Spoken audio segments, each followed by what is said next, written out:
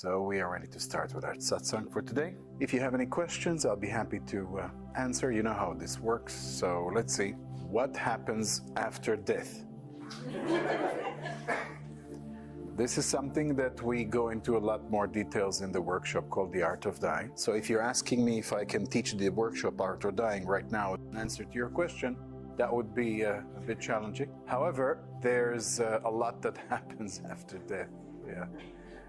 And I'm saying that because usually the common misconception of the materialistic individual is that death is just the ending of the physical processes. The breath stops, the heart stops.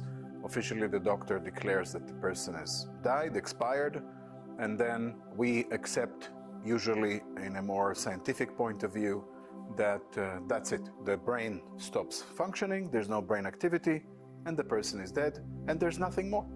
Oblivion. Nothingness, game over kind of thing. But according to the teachings of the yogis, the tantrics, especially in Tibet, not only in India, but in Tibet this has been developed a lot, they are saying that actually there's a lot that happens because the human being obviously is not just the physical body. There's, as we discussed, higher bodies and higher functions to do with the human being. And some of those higher structures remain, and those continue in a more, let's call it a parallel astral environment. There's more than just that. Actually, there's specific steps that I cannot go into right now, but there is eventually a kind of astral experience that we're going through. During that time, the soul will experience all kinds of experiences which are determined if they are positive, negative, or anything in between. It's determined by the karma of that individual. And if the individual has karma which is, let's say, very negative, perhaps that person have done all kinds of actions in this life or previous lives. The person may have done all kinds of activities that were very negative, maybe violence, anger, and so on. Then it will make that the astral experience will also be of this character. It will be very intense, negative, violent, and so on. And as a result of that, it could be a very, very tough. It's not a joke. It's a very, very tough experience. It's very common that people would like to say that after death, it's a kind of a dream environment which is very fluffy, nice. You know, it's like they say, oh, grandmother died and now she's with the angels. Just because we loved our grandma, it doesn't automatically mean that after her death, we can just attribute based on nothing. Just because we want to, because we like her, we say, oh, she must be now with the angels, or she must be in heaven, or and so on. But actually, we don't know. Most people have no idea what happens after death. And this is exactly what we go into very, very big details in the workshop, The Art of Dying. And once you learn this and you understand it, and you know what you can do, because there's a lot of things a person can do to prepare for that, you can actually change a lot of what will happen after death if you prepare for that while you're still alive. And on top of that, according to The Art of Dying, you can also help others who are dying and even who already passed away by doing certain techniques, certain practices to support their soul after death. And that means that if you can do it to others, others can do it to you when your time comes. We all eventually have to go. And by having this kind of support, then the possibility is incredible to change in a positive way a lot that experience that can be a very long time, by the way. This after-death experience is not just a few weeks or something like that. It could be extremely long time, more than you realize. And in that period of time, again, karma will dictate the experience. And if you are prepared, if you practiced, if you have certain tools, if you have other people, a friend, a family member, or a few people, or maybe a lot of people who are doing, a lot of them, these various techniques to support the soul of the person who passed away, then the experience will be very, very different. And it could be very positive, harmonious, more balanced, more supportive, and so on. If not, then it could be a lot more challenging, again, depending on the karma of the person. In Kali Yuga, as I've mentioned, in today's age, which is not very spiritual anymore, then the chances of a person just dying in the positive way, harmonious, with all the good things, without any support, just spontaneously like that, is much, much less than we would expect. It is actually, to a degree, quite rare. I hope that gives some clarity on the topic. Yes, so the concept or the question is, what is love? So I'm assuming you're asking, as we are here in a tantric yoga course, then obviously from the perspective of Tantra, from the perspective of yoga, and even from the perspective of other major spiritual or religious doctrines, usually love is, especially in the Tantric tradition, it is considered one of the most important, valuable concepts in the whole of Tantra, especially the idea of true love. And because of the fact that, again, in the modern day and age, most people don't understand love properly, we are usually brainwashed by this Hollywood, Bollywood environment where love is misunderstood in those romantic comedies to some kind of a infatuation, sexual attraction usually, lust, that sort of thing. The classic example in the movies today where the man and the woman meet in some scenario, maybe in a bar or something, and they click, and then the camera shifts to the hotel room opening up wildly, and they're huffing and puffing and tearing the clothes off each other.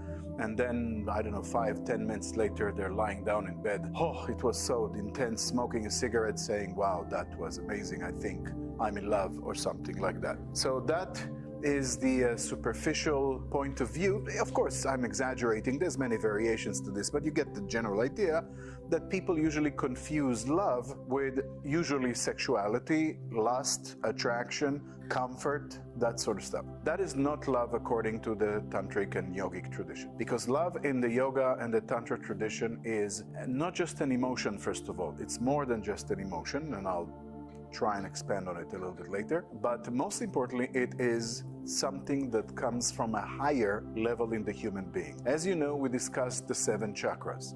When we're talking about lust, desire, passion, those sort of things, this comes usually from the 2nd chakra, called Svadhisthana chakra in Sanskrit, located just above the genital area.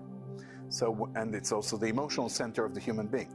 So when people feel the sexual desire, the passion, the emotions wild, like a telenovela kind of feeling, then definitely that can confuse us, because we feel, I have it, the desire is there, I must feel love. But actually love is something higher. It comes from the activation of the heart chakra, called Anahata chakra in Sanskrit, in the center of the chest.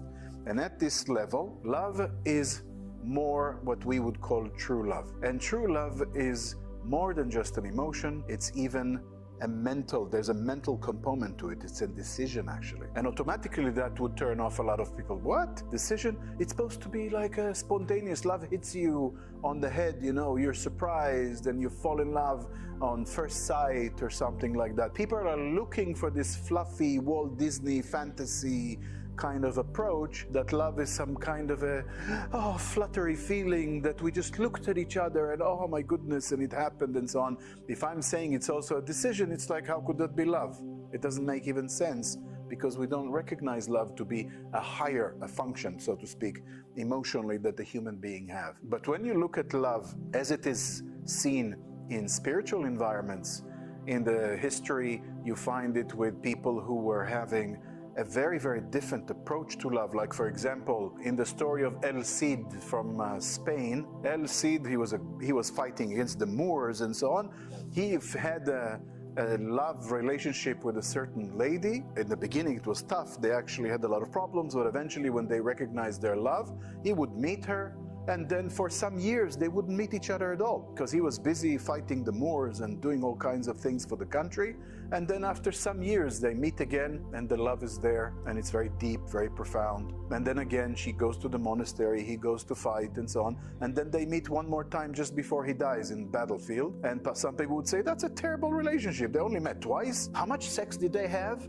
You know, that's the modern person. Did they have sex enough or what? But from the perspective of the heart, it could be a completely full, satisfying relationship, because it comes from a higher place. It's not just that I am ruled by my genitals, and that's what's important. Do I get my sex twice a day? And does my boyfriend cook my omelet every day and make me breakfast? Or, you know, do we walk along the beach holding hand in hand in the full moon, drinking pina coladas? Then we can say we had a vacation in Hawaii, so we are in love. That's how people define it, by all these superficial things. Love is meant to be something which is very, very deep. If you want to look at a beautiful description of love, read the letter to the Corinthians by one of the apostles, I think it was John, I forgot the name, where he describes love. And he says that love is forgiveness. Love is that you don't hold accounts of what happened in the relationships and so on. There's a whole list of what love is. And when you read that, it's like a meditation on love. It's so deep, and it almost has nothing to do with what modern people see as love. It doesn't say love is a regular sex that, is satisfying for me. Never it is mentioned there. It doesn't say that love is that we have some kind of commitment in the relationship and my boyfriend is making this and that for me, or none of these things that we consider so important. It's actually a profound sense, because eventually what love is in Tantra is the understanding that when you look at another human being and you feel love from the heart chakra, the true love, then you actually feel something very deep, because you realize that you can only love another human being if you recognize the self in that human being, and you realize what I have inside my soul, my true self, and that person's, woman, man, whatever, true self is the same. We are one. Then how can you not love it? How can you not fall in love? That's why love is like a step in a spiritual level. It's like you evolve when you truly can love. Not the superficial thing that I've mentioned, but true love is like an evolutionary leap for the human being. And that's why in ancient times love was celebrated so much, and they wrote poems on it, because they knew that when there is true love happening, it's kind of like you forget yourself. It's not about me anymore. That's what happens when you fall in love. At the level of the ego, it's always me, me, me. Do you give me the sex that I want? Do you give me pancakes in the morning? Did you do this for me? I was having something there and there, and I hope that my boyfriend will come and support me over there. He didn't come, so he doesn't love me. I'm offended or whatever. This is superficial. This is lower chakras. This is the ego. What about me? When you truly come to the heart chakra, that's the beauty of it. It doesn't matter. Don't matter anymore. All I care is you. It is, instead of selfishness, it's selflessness. And that is so beautiful to see, that someone is truly in love and they would do anything for the other person. Anything. Even sacrifice their life for the other person. How many times have you seen that in modern movies and so on, in comedies, The boyfriend might actually die and I'm going to jump in front of a bullet for them or something. Very rarely do they get to such an understanding of love. But love from the heart is selfless. And when you see people who are truly in love, they have a certain aura. There's a certain magic that is manifesting there. And that magic comes because of this selflessness. It's almost like the love that a mother has to a child, and she would do anything for that child. In the case of lovers, like a man and a woman falling in love or something like a couple, then it's even more than that. It is the love that eventually serves as a bridge, because once you love the person so deeply and you recognize the soul of another person, then actually that allows you to make a bridge from there, because if you can love one person fully and truly, what we call true love, then that means you can also understand the love for God. This is the bridge to the true love, which is the love to the divine. Because if you can love a person fully, which means you could let go of your ego completely, then now you have the chance to go further. Because you've made it once. You managed to escape from your ego fully once, with one person completely, and truly love. So now you realize, actually, why not be like that all the time? Why do I have to limit it to one person? Just because she's blonde and, I don't know, because she's married to you, or you have some other personal things. In other words, the true love is a way to surpass love in such a way that you go from the personal love to the transpersonal love. And that becomes true love. And that's why the great mystics always talk about love as the ultimate. They say God is love. That's what God is. And you can't understand it, but we have the opportunity to go there through the tantric approach. Because in Tantra, when you surpass the sexuality, when you surpass all those lower levels and you sublime the energy and you go to the higher chakras, you actually have the opportunity to learn about love from a very higher vantage point, and eventually even surpass it. And you realize that if you can love another person so truly and so deeply, it's not a big leap from there to realize the love for the divine, and then a person can come closer to enlightenment. So that's how far it goes in the tantric tradition. So the question is, sometimes we are told that some people may experience this kind of orgasmic feeling in the body, and it can last long periods of time. What happens if a person is receiving Tantra massage and they start having this reaction, but it doesn't stop and it starts becoming like a problem? They feel vibrating all the time, they can't sit still, they can't concentrate, it becomes an issue for them. So what to do in that case? What we teach in this Tantra massage course, this Tantra massage therapist course, is how to control the energy. And then you will see that you can control the energy to such a degree that you can trigger this effect in the person, you can guide that energy to go fully into that person and reach to the point of pinnacle or maximum point, which can be very healing. And when we had this experience, for example, I was invited in 2014 to Denmark with Lisa, and we went there in front of the TV. There was a TV channel, one of the main TV channels that invited us there. We went to a hospital, the university hospital, and a few other institutions, and they put all kinds of things on me, from infrared cameras to electrodes to even an MRI machine. And the person was inside an MRI machine and was doing on them this work with energy, and the whole body was having these reactions. And they eventually, after all, you can see it on YouTube, we have the video up on YouTube. After all of that, they came to the conclusion that they couldn't explain it, but the person would have more than 50% increase in parasympathetic nervous system activity, and many other factors were changing, which show eventually that the person is having incredible increase in healing factors in the body. So it's definitely very powerful and it works. But the point is that when you can control it properly, then as you can increase the energy, you can also decrease the energy, and you can choose when the time is right to end the experience, and the person receiving will not just be running wild without saying, okay, can you stop it? What can we do? This thing, oh, what can we do? It just keeps going, shows lack of control over the energy and lack of understanding of the energy. When you have control, then you can bring it down, and we teach how to do that. And as you bring it down, you can bring it to complete closure harmoniously, and then the person functions normally, and there's no excessive thing happening without control. So this is how we do it here, and later on we'll see how it goes. I will do a demonstration at some point, and I'll show the whole process energetically so you can see it for yourself. When we talk about entities, so the question is, can Tantra massage help to remove entities, negative energies, or anything like that from a person? The subject of entities or negative energies or negative frequencies is a very popular topic because, first of all, it strikes people's imagination. It's like, wow, this sounds like some movie or something. On the other hand, it's also very attractive because it's kind of widespread, especially in the New Age environment, that people can work with all kinds of subtle forces. People do seances and they communicate with spirits or whatever. So because of all these things, it is very attractive. But what we need to say from the beginning is that actually the subject of the subtle world, because that's what it is. We live in a physical body and we all share a physical reality right now. But we know that there are also subtle realities. You know that there's X-rays, gamma rays, and all kinds of radio waves and Wi-Fi network right now here and so on. And all these subtle experiences are happening and they intersect with the physical world, but we don't really see them or feel them or taste them or anything like that,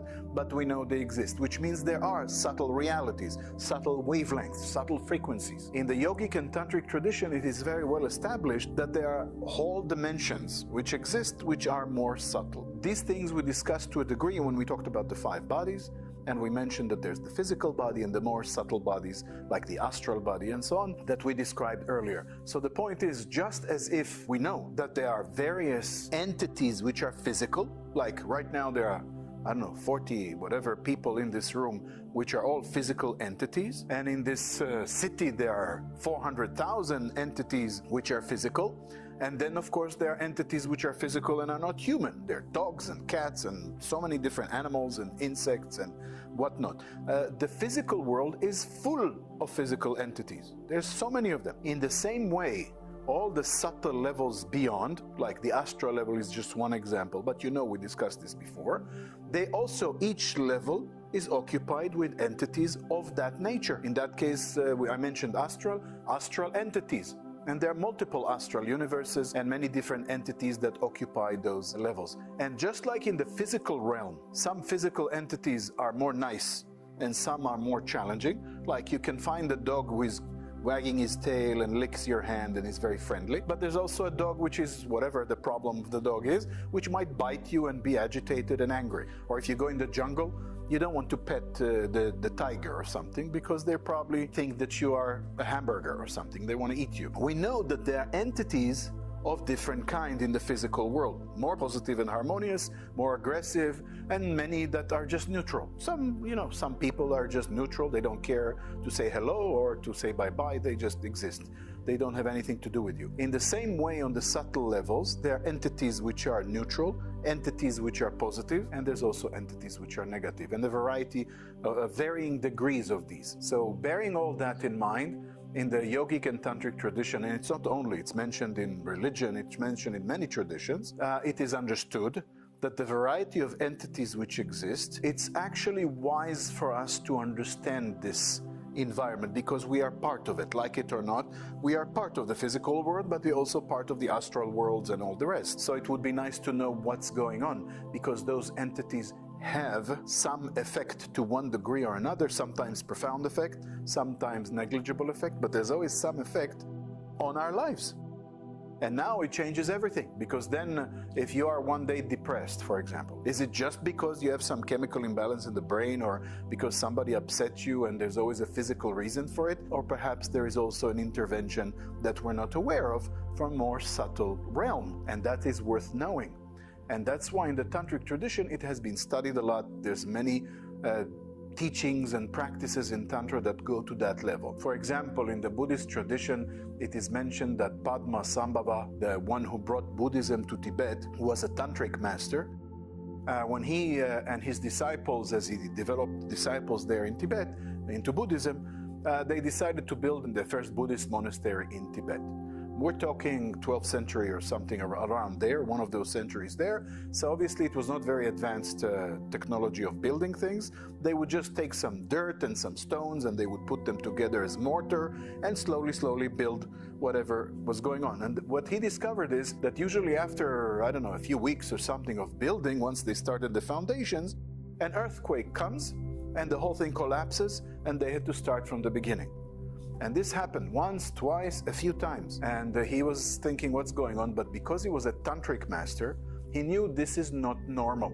Something is happening there. So he went into some form of deep meditation or something like that. Being a tantric person, he accessed the astral realm. And now immediately he saw that there were two demonic entities that belonged to the old religion of Tibet. Before Buddhism was in Tibet, there was the shamanistic religion called Burn or Burnpa. And he realized that those are two demonic entities belonging to that tradition who were fighting this new religion, Buddhism, coming to Tibet. What is that? And they tried to disturb the monastery and destroy it and so on. But he, being a tantric master, fought them in the astral with his mind, doing whatever he was doing there, using mantras, techniques, and so on, and he conquered them. And from that point, he told them, from this point, you will not fight anymore the Buddhist tradition in Tibet. You will actually become the protectors of the Buddhist tradition. And those are, you see them, images of them many times in temples in Tibet and so on. They're called the Dharmapalas or something like that. And those are the protectors of the Buddhist tradition in Tibet. And there are many stories like that in the tantric tradition,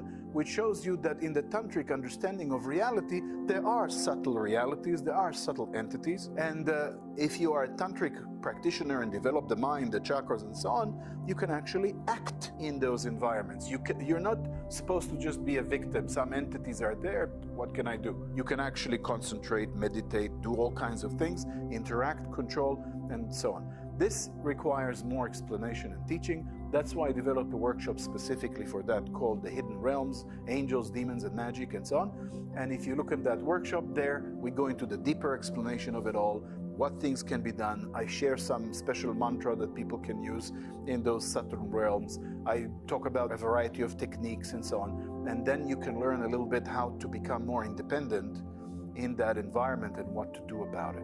So I hope this answers your